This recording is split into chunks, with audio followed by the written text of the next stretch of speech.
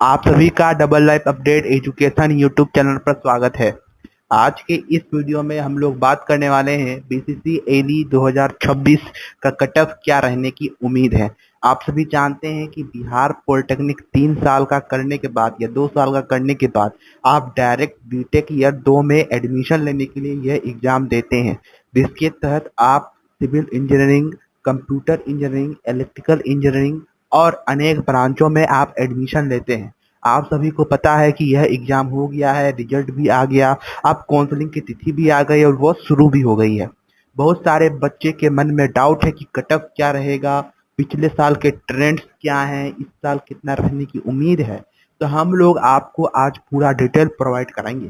तो सबसे पहले चैनल को सब्सक्राइब कर लीजिएगा, बेल आइकन दबा दीजिएगा, क्योंकि आने वाले हर वीडियो आपके लिए होने वाले हैं इम्पोर्टेंट और बेहतरीन। चलिए स्टार्ट करते हैं बिना किसी देरी के। आपको बता दें पिछले साल के ट्रेंड और अनुमान के अनुसार, और इस साल को हम लोगों ने एनालाइज किया, हमारी टीमों ने एनालाइज किया, तो उसके आधार पर ही आपको यह कट ऑफ बताने वाले हैं। तो सबसे कैटेगरी की बात करें तो सबसे पहले ईबीसी कैटेगरी के छात्र या छात्राओं का कट ऑफ आपको बता देते हैं कि इस साल कितना रहने की उम्मीद है या कितना जा सकता है।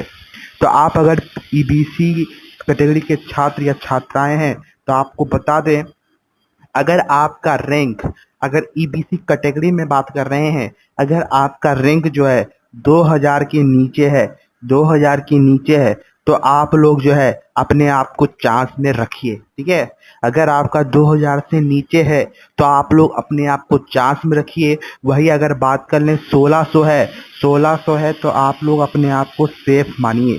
1600 है तो आप लोग सेफ मानिए। ये ईबीसी कैटेगरी की हम लोग बात कर रहे हैं, ईबीसी कैटेगरी का हम लोग बात कर रहे हैं। तो अगर आपका 2000 तक है तो आप लोग चांस मानिए। बाकी अगर आपका 1600 तक है तो आप लोग अपने आप को सेफ मान सकते हैं, और सेफ होगा भी, क्योंकि पिछले साल के कट ऑफ को हम लोगों ने जब एनालाइज किया ना, तब ये हम लोग का यहाँ पर निकला। क्योंकि आपका जो है सीट बहुत कम है, यानी कि जितना सीट है उसमें से 10% ही आपके लिए बचा रहता है। और जो फर्स्ट ईयर में जो बच्चे एडमिशन नहीं लेते हैं, किसी कारण से फेल हो जाते हैं, तो उन सभी को सीट मिला जुलाकर आपका सीट जो है 3800 से 4000 के आसपास जो है आपका सीट बचता है। यानी कि टोटल सीट जो आपके पास बचता है वो 3800 से जो है 4000 के आसपास जो है आपका सीट बचता है। इसमें फिर जो है बहुत सारे रिजर्वेशन है, जैसे ईबीसी है, बीसी है, उसके बाद एससी है, ठीक है, ईडब्ल्यूएस है। तो इस सभी का रिजर्वेशन होता है सीटों में। तो इस प्रकार से जो है फिर आपका कट ऑफ बनता है। इसलिए हमने आपको ईबीसी का बताया कि अगर आप लोग 2000 तक हैं तो अपने आप को चांस में रखिए, 1600 तक है तो आप लोग अपने आप को सेफ मान लीजिए कि आपको कॉलेज मिलने वाला है। अब बात कर लेते हैं हम लोग, पर हम आपको यह नहीं बता सकते हैं कि कौन सा कॉलेज मिलेगा, कौन सा ब्रांच मिलेगा। उसके लिए आप सब वेट कीजिए, क्योंकि रिजल्ट आने के बाद ही ये सब क्लियर हो पाता है। क्योंकि आधिकारिक तौर पर आपका जो कट ऑफ है ओरिजिनल, वो बोर्ड ही जारी करेगा, हम जारी आपका नहीं करने वाले हैं। इसलिए आपको एक सेफ बता रहे हैं कि आप, अगर आपका इतना है तो आप लोग जो है अपने आप को सेफ जोन में मान लीजिए। फर्स्ट या सेकेंड में तो आपको मिलना तय ही है। अब बात कर लेते हैं हम लोग ईडब्ल्यूएस कैटेगरी के छात्र छात्राओं की। तो ईडब्ल्यूएस है आपका, ईडब्ल्यूएस है आपका। तो ईडब्ल्यूएस में आपका अगर रैंक, ईडब्ल्यूएस में अगर आपका रैंक जो है 866, यानी कि 866 है, तो आप लोग इसके अंदर है तो आप अपने आप को सेफ मान लीजिए। ठीक है, अगर आपका इसके अंदर है तो आप लोग सेफ मान लीजिए। या तो अगर 1200 तक भी है, 1200 तक भी है, तो आप अपने आप को चांस में रख सकते हैं।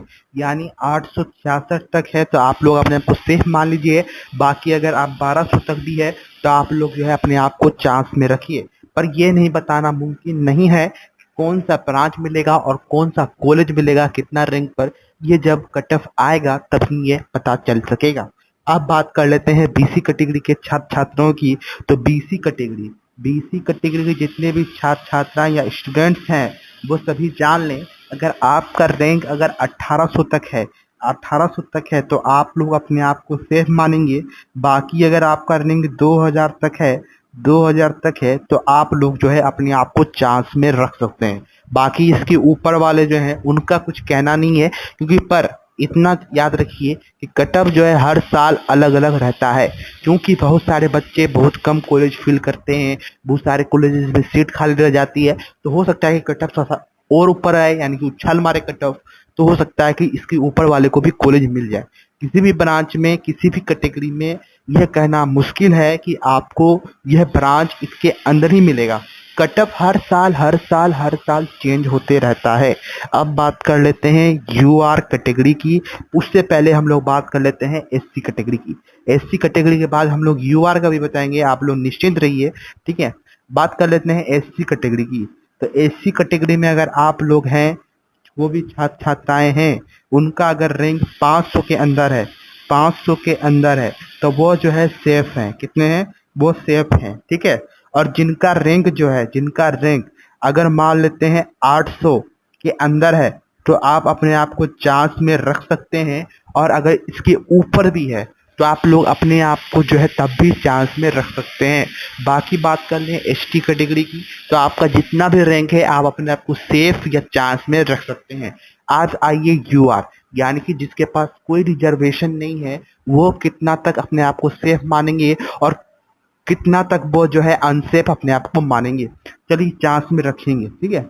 बात कर लें तो गर्ल्स के लिए, तो गर्ल्स में अगर आप लोग यूआर में हैं, गर्ल्स में अगर आप लोग यूआर में हैं, यूआर में अगर आप लोग गर्ल्स हैं, तो आपका जो रैंक होना चाहिए सेफ स्कोर के लिए बहुत ज़्यादा नहीं है, आपको 1600 तक है, तो आप अपने आप को सेफ मानिए। वही अगर आप जो है बॉय हैं, तो बॉय में लगभग आप 1000 के अंदर ही रहना आप लोग, आप अगर हैं तो आप अपने आप को सेफ मान सकते हैं। ये सेफ स्कोर है, ठीक है। वही अगर हम बात कर लें कि चांस में कितना रखना है, तो ज़्यादा नहीं, यहाँ पर 1700 रख लेना है गर्ल्स के लिए। वही अगर बॉयज़ के लिए बात करें तो यहाँ पर 1100 रख लेना है, यानी कि 1100 तक आप लोग चांस में रखिएगा। वही अगर आप 1600 तक हैं गर्ल्स में, तो आप लोग अपने आप को जो है सेफ मान लीजिए। वही हम बात कर लें बॉय में, तो बॉय में सेफ स्कोर जो है 1000 के अंदर है, ठीक है। तो इस प्रकार से आपका कट ऑफ रहने वाला है बीसीसी एली में। अब हम आपको बता दें तो आपका जो रिजल्ट है वो तो आने ही वाला है, पर आपका काउंसलिंग की प्रक्रिया शुरू हो गई है। जो अभ्यर्थी अभी तक अपना काउंसलिंग नहीं कराए हैं, तो वो जाके करा लें, क्योंकि काउंसलिंग की प्रक्रिया कल से ही शुरू हो गई है, जो कि बहुत दिनों में, ज़्यादा दिन नहीं चलने वाला है। उसके बाद आपका रिजल्ट भी जारी होगा काउंसलिंग का, तो आप लोग जल्द से जल्द जाकर आवेदन करें और सही से काउंसलिंग करें, क्योंकि काउंसलिंग ही माने रखेगा आपका कॉलेज मिलना या ना मिलना। क्योंकि अगर आप लोग काउंसलिंग सही ढंग से अगर आप नहीं कर पाएंगे, आप नहीं ढंग से नहीं करेंगे, तो हो सकता है कि आपको जो है कॉलेज ना मिले। इसलिए यही कहना है कि आप जो ढंग से काउंसलिंग करना है। आज की इस वीडियो में इतना ही। आप मिलते हैं अगले वीडियो में कुछ अलग इन्फॉर्मेशन और सटीक इन्फॉर्मेशन के साथ। तब तक के लिए चैनल को सब्सक्राइब कर ले, बेल आइकन को दबा दे। धन्यवाद।